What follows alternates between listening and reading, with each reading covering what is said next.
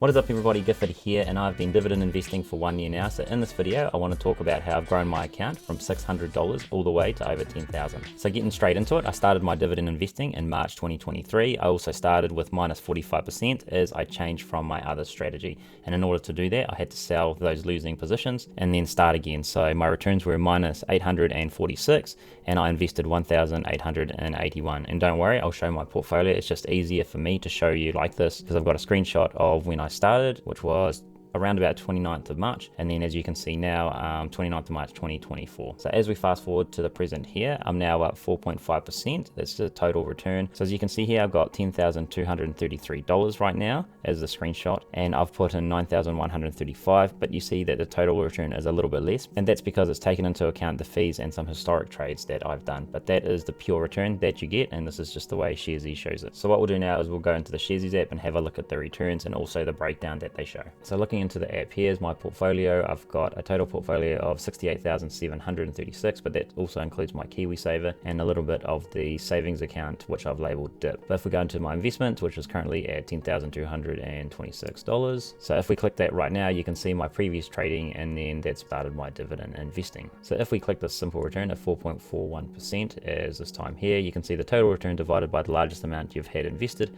times 100, and that gives you the simple return. So it just gives you the return there of $400 and 9,100, and then you get that number there. So if we want a full breakdown, what you can do is click this total return, and it gives you a little bit more insight in how they managed to get these numbers. And you can see they have unrealized gains, realized gains, the unrealized currency movements in there, the transaction fees. So that's quite a big one there of why the number is different, and also the total amount of dividends that this account has had. So it doesn't have any dates on it, but basically just the dividends that when I started. It also includes dividends that I got previously before when I wasn't doing any dividend investing, but the stocks that I was investing in did give some dividends there. So now you saw the total returns that Sharesies offers.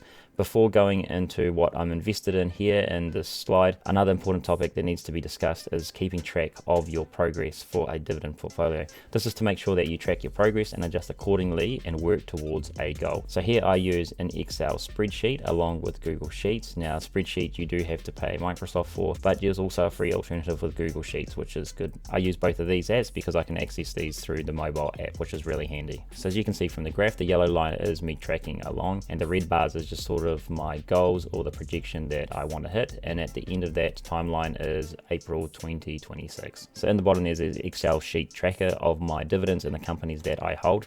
The Sharesies app does not have this kind of information, so it's a lot easier if I input this information manually, which is a little bit time consuming, but that's okay. It's a lot easier to see it this way and to track my progress. And on the right hand side, it's also important to keep some sort of plan and the holding size that you have. As you can see there, I've got the ticker symbols and also my target holdings for each one, so I know that I don't put too much money in some stocks and then not enough money in others.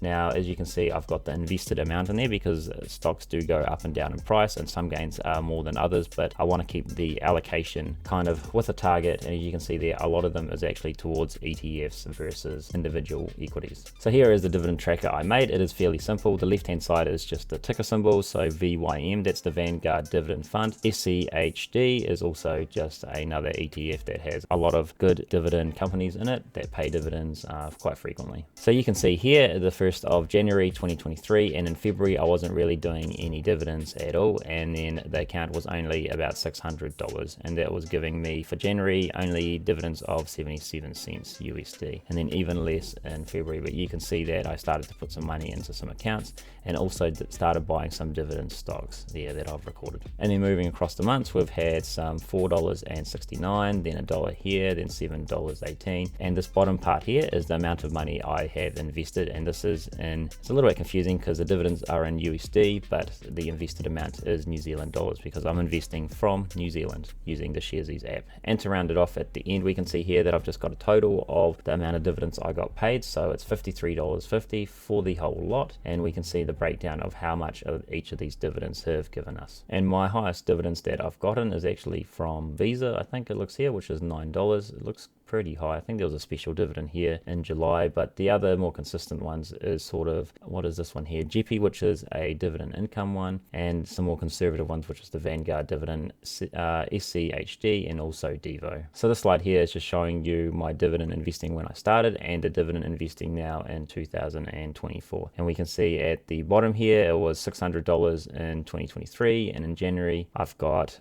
well, I did invest now $7,400, and we can see in March, which is just finished, I've got a total invested amount, so this is the money I'll put in, is $9,100, and pretty good dividend of $11.69 for that month. So while the amount is not impressive, the amount continues to grow if I do stick with the strategy, and it does feel a little safer to me as the portfolio seems to only increase with the dividend payments. So let's now go back into the Sharesies app and have a look at the stocks I own and the returns that they show there. So if we start with ETFs, you can see here that the ETFs is 73% of my investments, and then I've got 27% in companies and nothing in managed funds. So the good thing is that all these here are in the positives after being 1 year. QQQ is a relatively new holding, but I've got 0.69 shares of that, and it's currently up by 6.05%. And if you ever want to know what is inside these ones here, it does have a bit of a write-up. Now QQQ does have a lot of companies inside it, so it just gives you a full breakdown here. Sharesies is fairly basic, so what you want to do is go into Google and actually look up the QQQ fund,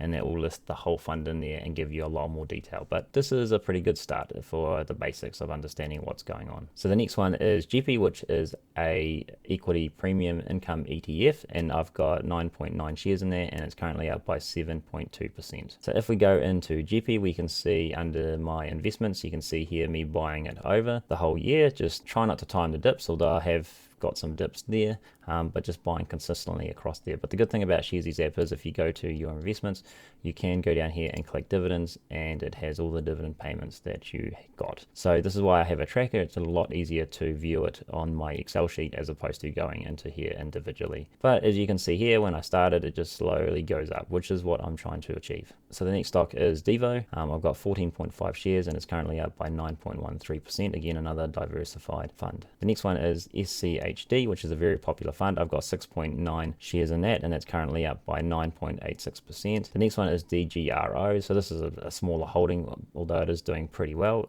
I've got 5.8 shares in there, and it's currently up at the moment by 10.66%. So the next one is DGRW, which is doing pretty well. I don't know too much about this. I've kind of bought this on recommendations from like YouTubers and some forums, but it is doing pretty well. I think I've added in there just for diversification. It is one of the smaller holdings in there, but when I was looking into it, I did like it. So I've got 4.3 shares in there, and it's currently up by 12.86%. So let's just go into it just to remind myself why I actually invested in there. So the fund seeks to track the price and yield performance before fees and expenses of the Wisdom Tree US Quality Dividend Growth Index. Oh yeah, that's pretty good. So this is probably what I was after, the Quality Dividend Growth Index, and it says here, it is fundamentally weighted index that consists of dividend-paying US common stocks with growth. So 300 companies here, so that's fairly diversified. Right, the next ones are some pretty big holdings, which is the Vanguard S&P 500, VOO, with some dividends in there. I've got 1.2 shares in there, and it's currently up by 13.28%. So the next one here is the Vanguard Total World Fund. This is probably a little too safe for this dividend portfolio, but I like to have it as a good basis on here. Now I've got 4.8 shares in here, and it's currently up by 13.84%. So if we go down here and have a look at how much it actually pays, well, it's quite good actually. It's up 22% in 1 year, but we can see that the dividend is pretty low at 2.06. And if you click that, you can see the payments that they've given out. So that's quite good, the past dividends that they have paid. Right, so the next one is the Vanguard High Dividend Yield, so VYM, and I've got 5.42% in there, and it's currently up by 14.55%, which is actually the highest in this one here across all the other ETFs. So that's what, 9 of them. So going into individual companies here, I've got 6 of them. We can have a look at Vici, and I've got 9.4 shares, and it's minus 1.48% at the moment. The next one up is McDonald's. Now that's just a relatively new position for me at 0.4 shares, and it's only up by 0.04%. Now this one here, Realty Income, which is a very popular dividend stock. So I've only got 7.5 shares in there, and it's only up a little bit by 1.61%. The next one is Visa, and I've got 0.8 shares of that, and that's up by 7.85%. Next one is Microsoft. I've got 1 share of that pretty much, and it's up by 23%. This is a pretty good performer in it. If we have a look in here and have a look at when my buys are, we can see that I have been slowly buying every now and then. And the biggest performer, just beating out Microsoft, is Lowe's. Again, this is not really a high conviction one. I've just sort of taken this as a recommendation, but it's doing pretty well. I've only got half a share in that, and it's up by 23.46%. So as well as getting those dividends, we can see here that there has been some capital growth in there, obviously to get me from my -% into now positive. So that's good to see. Hopefully that does continue on, but I think the market is feeling pretty heavy because it has just been increasing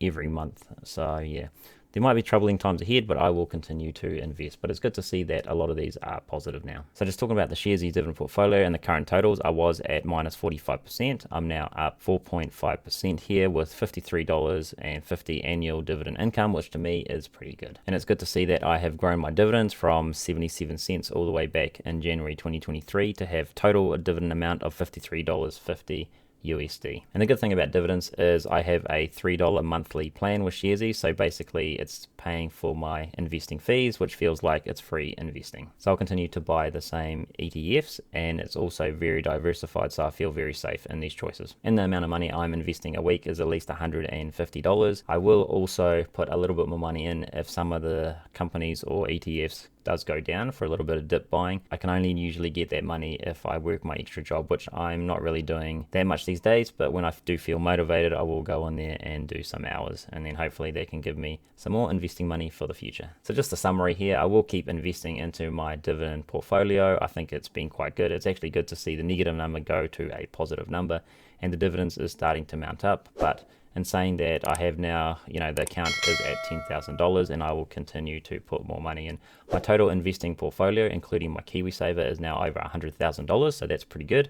I am putting a lot of focus into my stock market investing. So subscribe if you want to follow more of this journey as I continue on, and also hit the like button to help me out. If you want to hear more from me during the week, you can also follow me over on Instagram, where I post every other day, just either stock market news or just general news and financial news around the world. The trading platform I use is Interactive Brokers, Hatch Invest, Stake, and Sharesies for individual companies, and I use Investnow for index funds. If you want to start investing, you can use any of my referral codes down below to start your own investing journey if you are from New Zealand. And click this video here if you're a first-time home buyer and you don't want to make a financial mistake of your life. Goodbye.